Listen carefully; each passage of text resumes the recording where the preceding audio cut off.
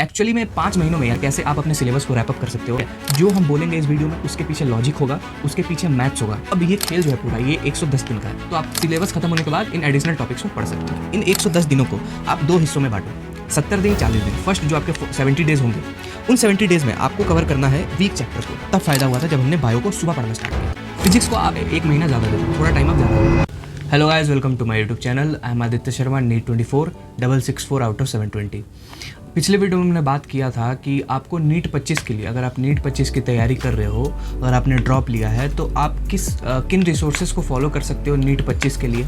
क्या वो रिसोर्सेज हैं, क्या वो बुक्स हैं एमसीक्यू प्रैक्टिस के लिए, और कौन से वो टीचर्स हैं जिनके लेक्चर्स यूट्यूब पे फ्री में अवेलेबल हैं, तो आप उसको अपने पढ़ने के लिए, समझने के लिए चीज़ों को आप यूज़ कर सकते हो। तो हमने एक ऊपर से एक ब्रीफ ओवरव्यू लिया था पूरा सिलेबस का, साथ ही हमने रिसोर्सेज की बात की थी जो कि आपको फॉलो करना है। बट इस वीडियो में हम लोग बात करेंगे कि कैसे आप एक्चुअली में 5 महीनों में, यानी कि अगस्त से लेकर दिसंबर तक, इन 5 महीनों में कैसे आप अपने सिलेबस को रैप अप कर सकते हो, और साथ ही आपको कौन से बातें ध्यान रखनी है वो उसके बारे में तो बात करेंगे ही। बहुत लॉजिकली, मैथमेटिकली और स्ट्रेटेजिकली बात होगी। ये नहीं कि कुछ भी हवा में यहाँ पे बातें कर रहे हैं कि 10 दिन वहाँ दे दो, 4 दिन वहाँ दे दो, हफ्ता दिन वहाँ दे दो, नहीं। ठीक है, जो हम बोलेंगे इस वीडियो में उसके पीछे लॉजिक होगा, उसके पीछे मैथ्स होगा। हम आपको समझाएंगे, सब कुछ समझाएंगे, ठीक है। और बहुत आराम से अगर आप ये वीडियो देख लेते हो ना, तो आई गारंटी कि आप बहुत आराम से एफर्टलेसली, कंसिस्टेंसी अगर आप मेंटेन करते हो, अगर हमारी की गई बातों को फॉलो करते हो ना, तो नो डाउट आप 5 महीनों में बिल्कुल एफर्टलेसली अपना सिलेबस रैप अप कर दोगे, जिससे कि आपके पास जनवरी से लेकर अप्रैल तक रिवीजन का बच जाएगा। तो रिवीजन में तो आप फोड़ ही दोगे अगर आप सिलेबस ढंग से कवर कर लेते हो तो आइए बिना देर के वीडियो को स्टार्ट करते हैं। अब देखो, वीडियो को स्टार्ट करने से पहले ही हम बता दें, कोई फालतू की बातें नहीं बोली जाएंगी हमारे द्वारा इस वीडियो में, ठीक है। कोई हवा में वैसे बात नहीं होगा। जो हम बोलेंगे उसके पीछे लॉजिक देंगे, ठीक है। मैथमेटिकली और लॉजिकली चीज़ों को समझेंगे। हवा बनाने वाले स्ट्रैटेजीज बहुत यूट्यूब पे अवेलेबल हैं, आप जाकर देख सकते हो। स्ट्रैटेजीज के नाम पे अपने बैच का प्रमोशन करते हैं, ठीक है। खैर, सब्जेक्ट वाइज जाने पे पहले सबसे पहले हम लोग ये समझ लेते हैं कि कैलकुलेशन क्या होने वाला है, ठीक है। वो बेस क्या होगा जिसके बेसिस पे हम लोग एनालिसिस करेंगे चीज़ों की, ठीक है। सब्जेक्ट्स की एनालिसिस करेंगे। तो आप समझो, हमने आपको बोला था कि 5 महीने हैं आपके पास, अगस्त से लेकर दिसंबर। इन 5 महीने में आपको अपना सिलेबस रैप अप करना है, ठीक है। तो 5 महीने में आप समझो, 5 महीने में एक 30 वाला भी महीना आएगा, 30 वाला भी महीना आएगा। अगर हम लोग अप्रॉक्सीमेटली देखें, एग्जैक्ट देखेंगे, तो 153 दिन आपके पास, 153 डेज 5 महीने में आपको मिलेंगे, ठीक है। बट हम क्या कह रहे हैं, आप मिनिमम बार सेट करके बात करो, ठीक है। हो सकता है आप 3 दिन ना पढ़ पाओ, ठीक है। तो अगर मिनिमम देखेंगे चीज़ों को, तो आपके पास 150 डेज आपको मिलेंगे पूरी, ठीक है। राउंड ऑफ करके 150 डेज आपको मिल रहा है। अब आप समझो कि 5 महीने यानी कि अप्रॉक्सीमेटली आपके पास कितने हफ्ते हुए? 20 हफ्ते हुए ना, 21-22 होंगे, बट हम यहाँ पे मिनिमम बात कर रहे हैं चीज़ों की, ठीक है। तो 20 हफ्ते हुए। 20 हफ्ते का मतलब क्या हुआ? एक वीक में एक वीकेंड आता है, तो 20 हफ्ते में आपके 20 वीक में 20 वीकेंड आएंगे, ठीक है। तो 20 वीकेंड आपके यहाँ बने। अब आप समझो, एक वीकेंड में 2 दिन होते हैं, सैटरडे संडे। तो 20 वीकेंड में कितने दिन होंगे? 40 दिन होंगे। 40 दिन यानी कि 40 दिन आपको एक्स्ट्रा मिल रहे हैं, जिसमें कि आप पढ़ोगे नहीं, आप क्या करोगे? रिवाइज करोगे जो कि आपने हफ्ता भर पढ़ा है, ठीक है। टेस्ट दोगे संडे को, और साथ में टेस्ट की एनालिसिस भी करोगे। ये 3 काम आपको सैटरडे संडे, हर सैटरडे संडे आपको करना है, ठीक है। 5 दिन आपने पढ़ा, मंडे से लेकर फ्राइडे। सैटरडे संडे आपने जो पढ़ा उसका रिवीजन करोगे, टेस्ट दोगे, टेस्ट की एनालिसिस करोगे। समझ में आ गया? अब हम क्या कहते हैं, इन 40 दिन में तो आप पढ़ नहीं रहे हो ना कोई अपना सिलेबस, आप कोई सिलेबस अपना तो कवर कर नहीं रहे हो। तो 150 में से इन 40 डेज को आप निकाल दो, बचे कितने? 110 दिन। अब ये खेल जो है पूरा ये 110 दिन का है, ठीक है।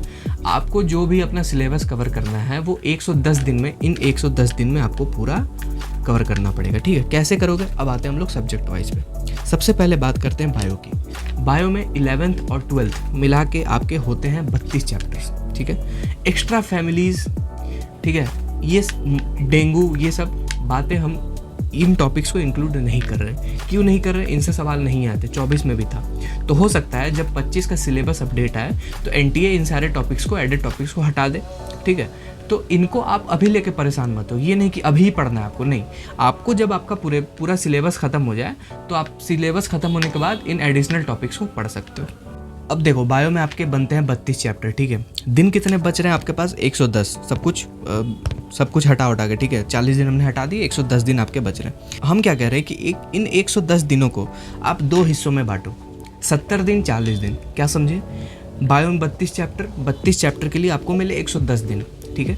110 दिन को आप 2 हिस्सों में बांटो, 70 डेज 40 डेज।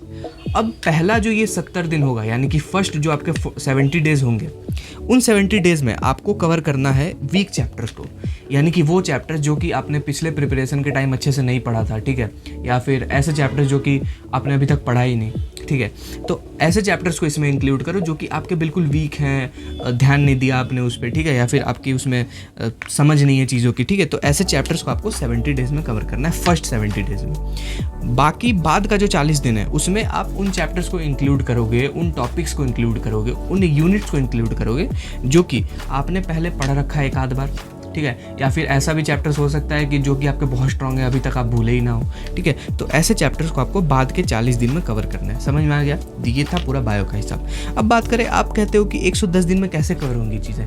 हो जाएंगी ईजिली। कैसे? हम समझाते हैं। देखो 32 चैप्टर है, अगर आप एक चैप्टर को 3 से 4 दिन का भी टाइम देते हो तो उस हिसाब से, उस कैलकुलेशन के हिसाब से समझो 32 इंटू अगर 3.5 से 4 आप करोगे तो आपका वो होता है यहाँ पे 112 से 128 दिन, ठीक है। यानी कि 32 चैप्टर को कवर करने में आपको 112 से 128 दिन लगेंगे।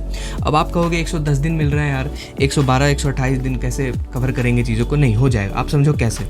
लेट्स से कि अब ऐसा तो नहीं है ना कि सारे चैप्टर्स ही लेंदी है, सारे चैप्टर्स ही बड़े बड़े हैं, सारे चैप्टर्स में ही आपको 4-4 दिन टाइम लगेगा। नहीं, माइक्रोब जैसे चैप्टर है, रिप्रोडक्टिव हेल्थ जैसे चैप्टर्स है, लिविंग वर्ल्ड है, ये सब बहुत छोटे, बायोलॉजिकल क्लासिफिकेशन, बहुत छोटे छोटे चैप्टर्स है। आप चाहो तो एक दिन में निपटा सकते हो, ठीक है। लिविंग वर्ल्ड तो कुछ है ही नहीं उसमें यार, 1 घंटा पढ़ोगे समझ में आ जाएगा, ठीक है।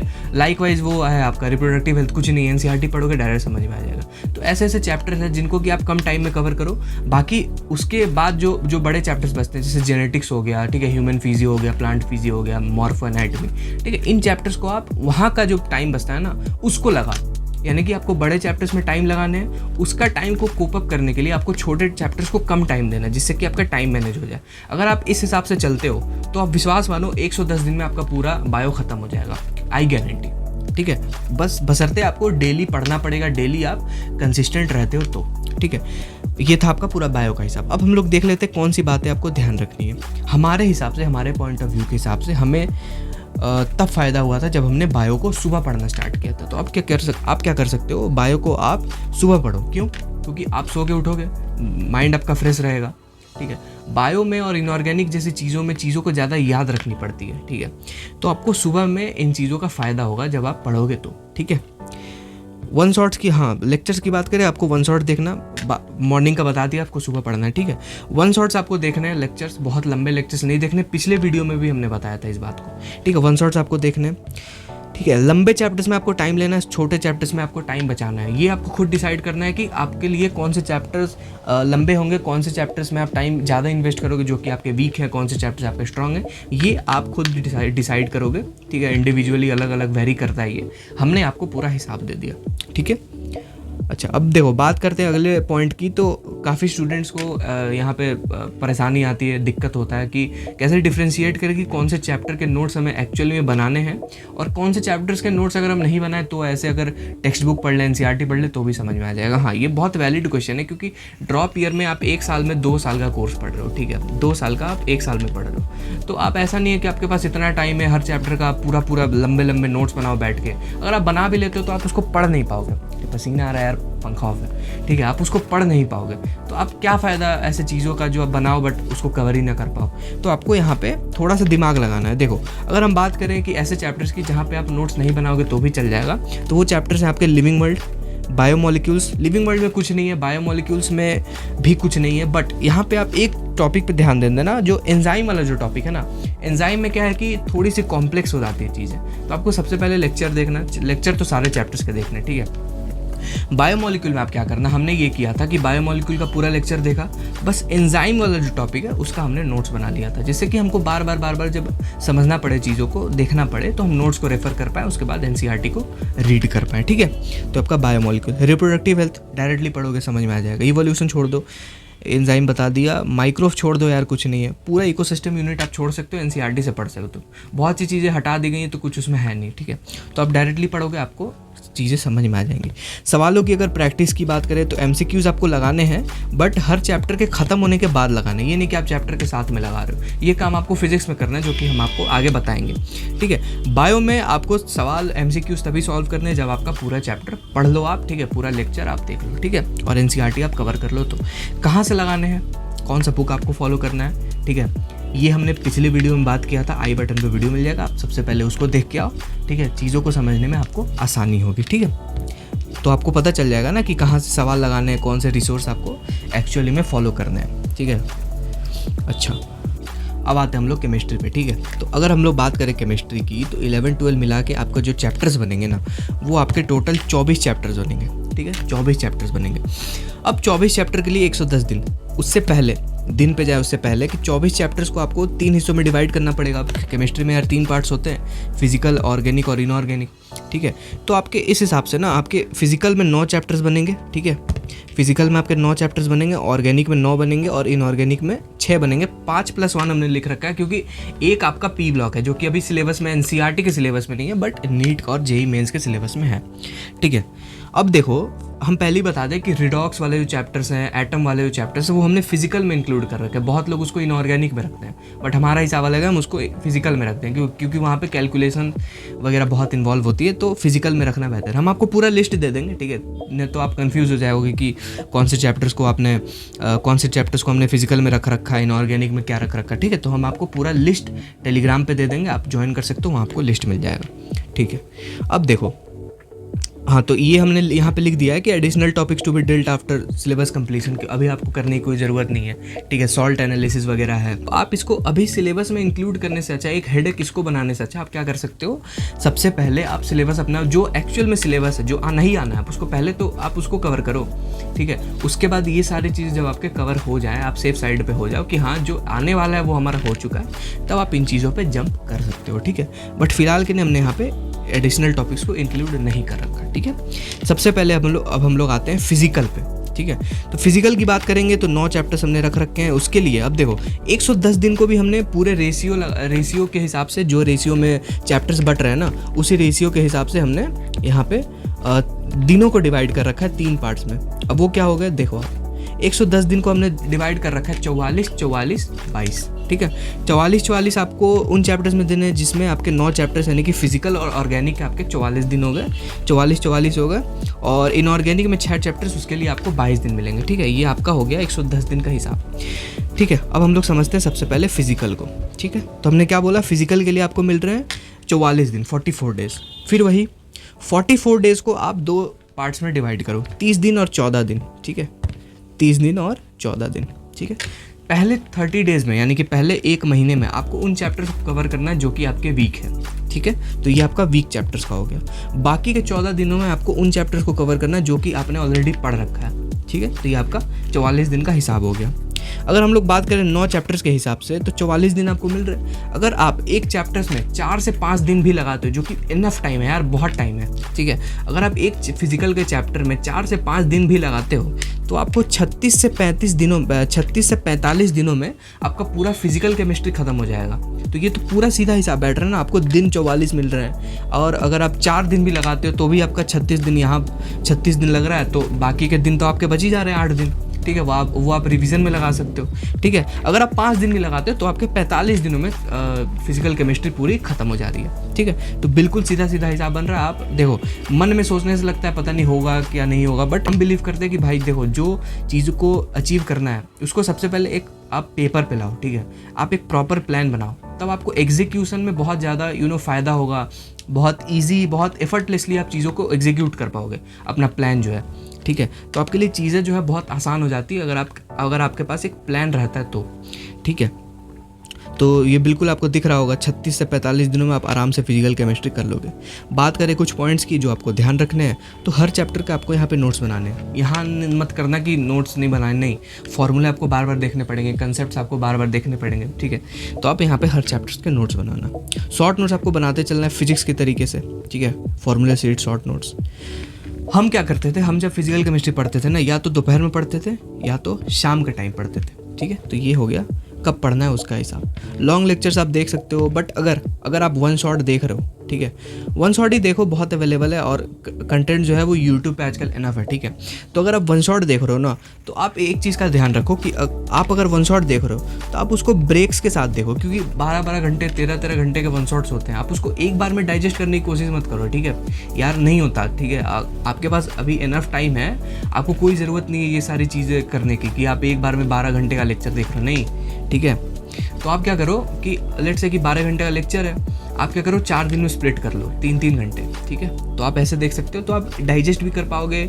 आप एक दिन लेट्स से कि 3 घंटे आपने देखा, उन 3 घंटे का कंटेंट आपने रिवाइज कर लिया दोबारा से अगले दिन लेक्चर देखने से पहले, तो आपको चीज़ें आप जल्दी जल्दी कैच कर पाओगे और कवर बहुत अच्छे से होंगी, एफिशिएंटली कवर होंगी, ठीक है। एक बार में सब कुछ करने से चीज़ें आसान नहीं हो जाती हैं, ठीक है, और कॉम्प्लेक्स होती हैं चीज़ें, ठीक है। तो ये आपका हो गया। बात करें अगर सवालों की प्रैक्टिस की, तो आप हर लेक्चर के बाद सवाल यहाँ सॉल्व कर सकते हो, क्योंकि यहाँ पे बहुत कंसेप्ट होते हैं, बहुत फॉर्मूले होते हैं। तो हर एक फॉर्मूले पे, हर एक कंसेप्ट पे आप लेक्चर के बाद जो आपको लेक्चर में पढ़ाया गया उस पर आप सवाल प्रैक्टिस कर सकते हो, ठीक है। तो ये था आपका पूरा फिजिकल का हिसाब।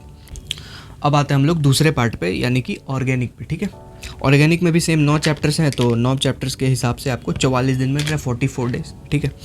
अब 44 डेज में यहाँ पे हम नहीं चाह रहे कि आप स्प्लिट करो चीज़ों को, जैसे हमने फिजिकल केमिस्ट्री में 30 दिन और 14 दिन में स्प्लिट किया था।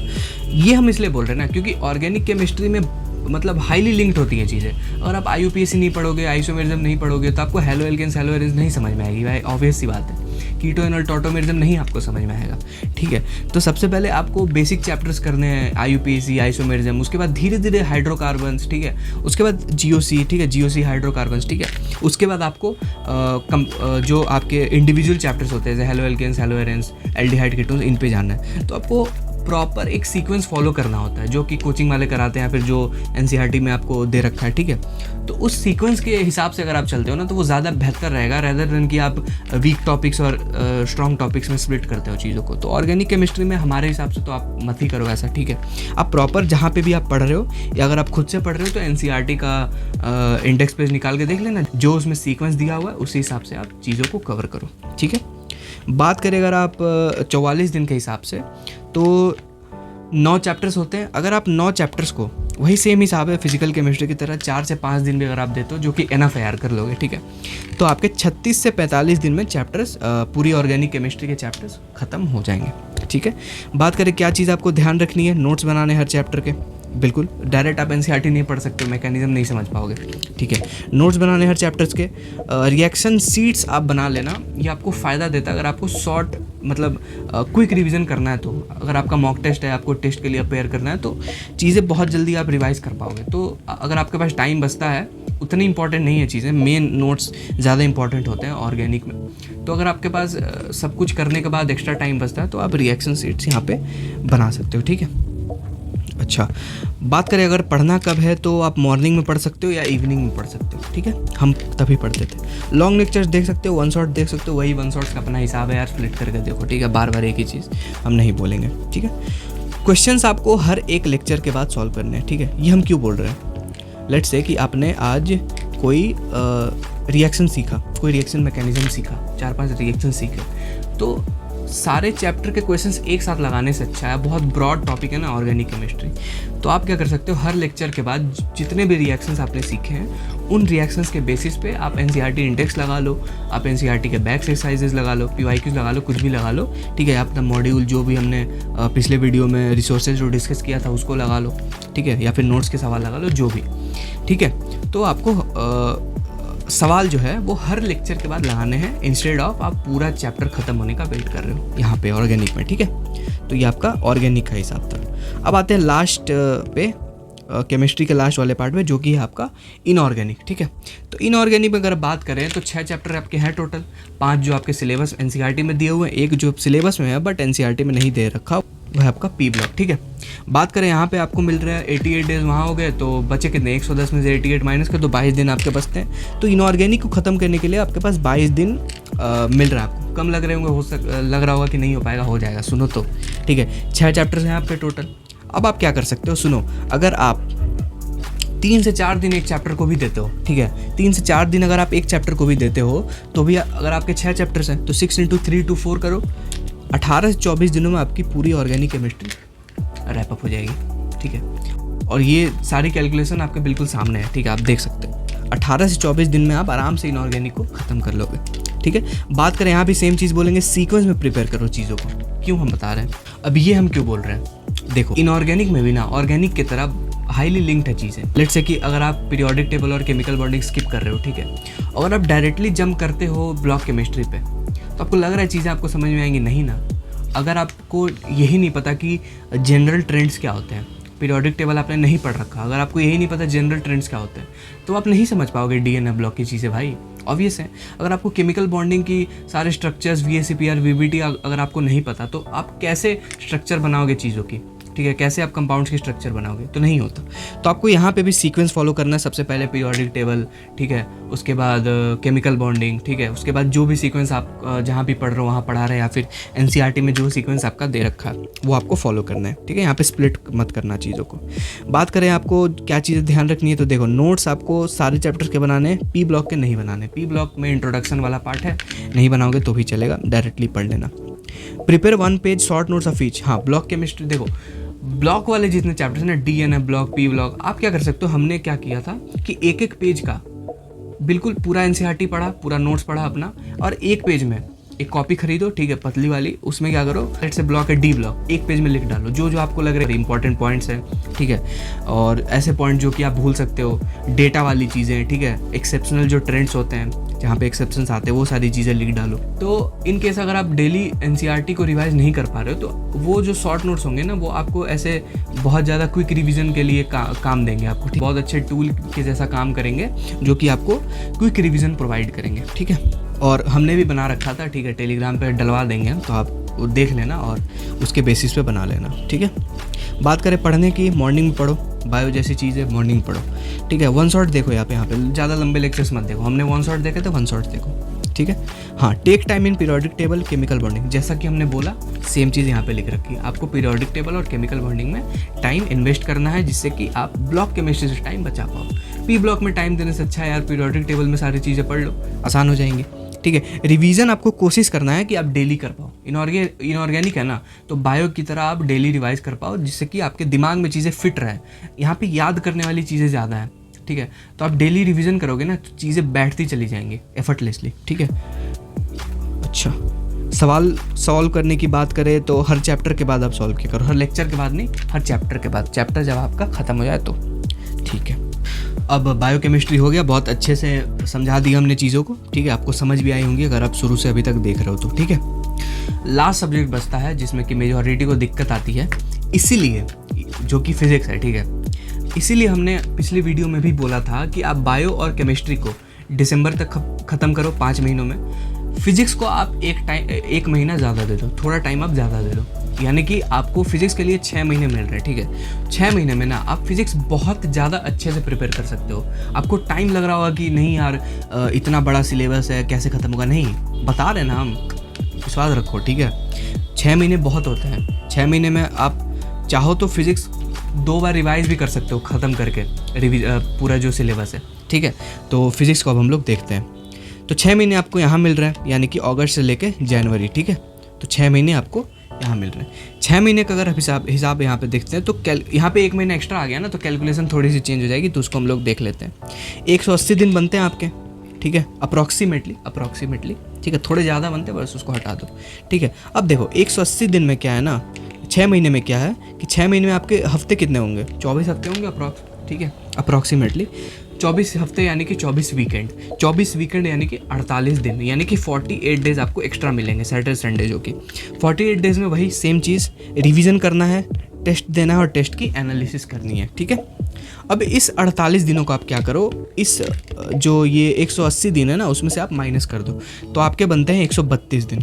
अब जो भी खेल करना है आपको फिजिक्स में वो आपको 132 दिनों में करना है जी, ठीक है।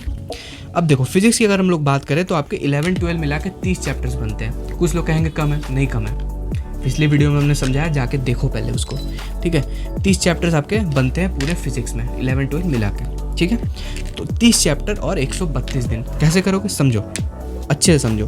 अगर हम कहते हैं कि एक चैप्टर को 4 से 5 दिन भी देते हो, यानी कि 4 से 4.5 दिन भी देते हो, तो उस हिसाब से आपका जो कैलकुलेशन है ना 30 × 4 4.5 करो, 120 से 135 दिनों में आपका फिजिक्स का सिलेबस खत्म हो जाएगा।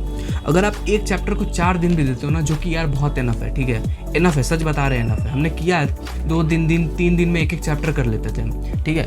ऐसा तो नहीं है ना अब आप रिपीटर बैच के हो यार, आप ड्रॉपर हो, आपको बहुत सी चीज़ें पता है, आपको कहाँ टाइम इन्वेस्ट करना, कहाँ आपकी ऑलरेडी पढ़ी हुई हैं चीज़ें, वहाँ पे कम टाइम इन्वेस्ट करो, ये सब ऑलरेडी आपको पता है। इसलिए हमने कहा था शुरू में कि एक लिस्ट बना लो, ठीक है, वीक टॉपिक्स की, जिससे कि आप उन पर ध्यान दे पाओ, ठीक है।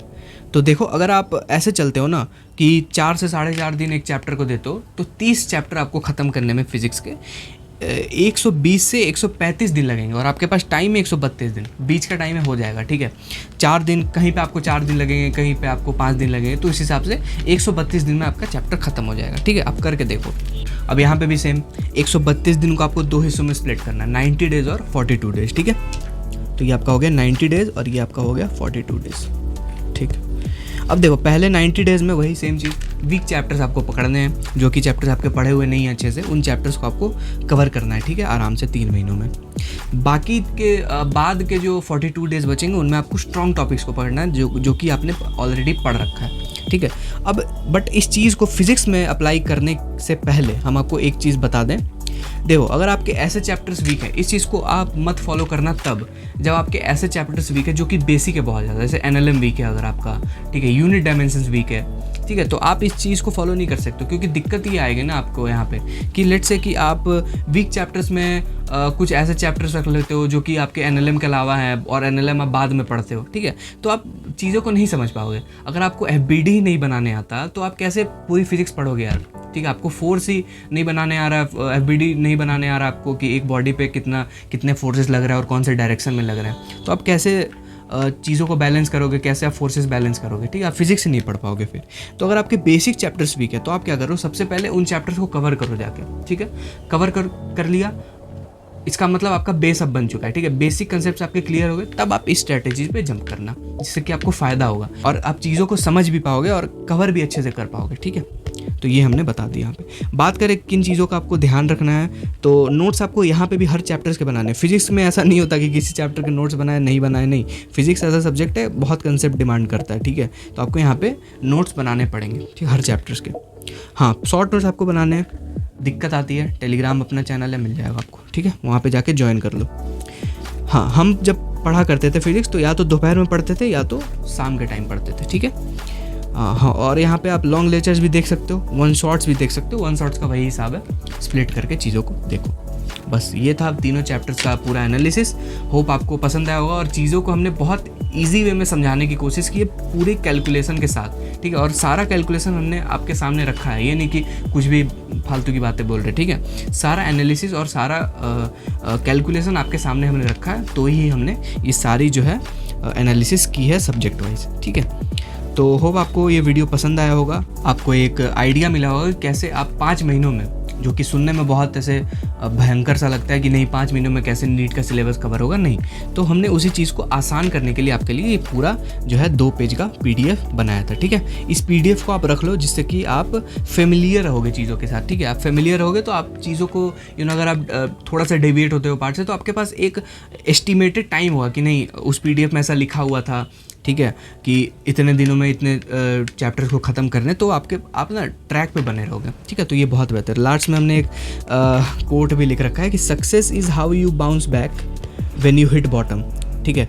आप समझो, फ़र्क नहीं पड़ता आपके पिछले अटेम्प्ट में कितने मार्क्स थे, नहीं, फ़र्क ये पड़ता है कि आप कितने पोटेंशियल से आप वापस बाउंस बैक करते हो, ठीक है, और अपना कितना पोटेंशियल आप इस साल के एग्ज़ाम के प्रिपरेशन में लगाते हो, ठीक है। तो ये बहुत ज़्यादा मायने रखता है, और यही आपका डिसाइड करेगा कि आप इस एग्ज़ाम में सक्सेसफुल होते हो कि नहीं इस साल, ठीक है। तो ये था पूरा वीडियो, होप कि आपको पसंद आया होगा। मिलते हैं आपसे अगले वीडियो में, तब तक के लिए बाय बाय, टेक केयर, अपना ख्याल रखें।